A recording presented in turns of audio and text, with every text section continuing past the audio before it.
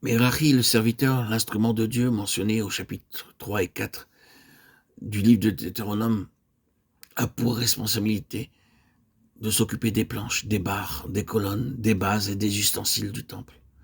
Nous nous demandons ce que cela représente. Il me semble que c'est lié d'une manière plus directe aux saints eux-mêmes. Les planches en elles-mêmes parlent des croyants, lorsque bien sûr elles sont unies, reliées par les barres, il s'agit de la vie collective. Mais à travers le désert, elles ne sont pas portées liées ensemble de la sorte, elles le sont de manière individuelle. Ce n'est pas une contradiction en vérité, mais simplement un autre point de vue. Merari devait prendre soin des planches, mais de chaque planche.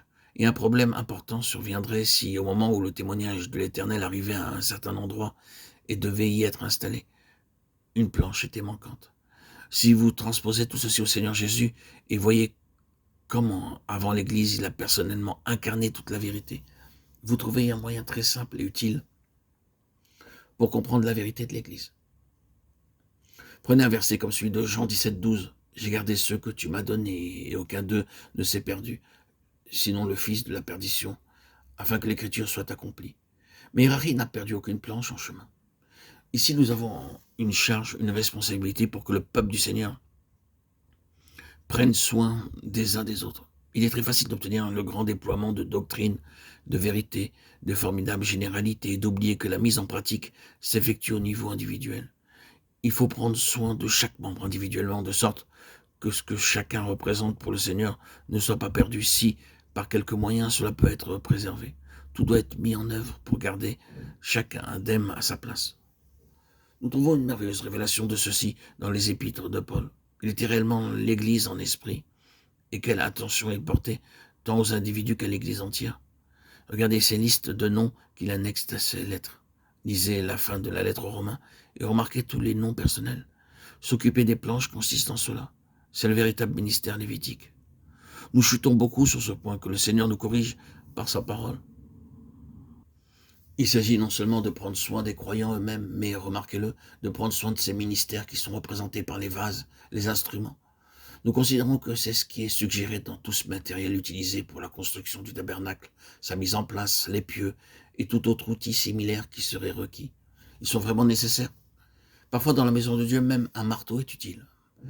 Et les ministères, quand bien même ils seraient de moindres ministères, sont indispensables pour porter l'ensemble, et il faut en prendre soin.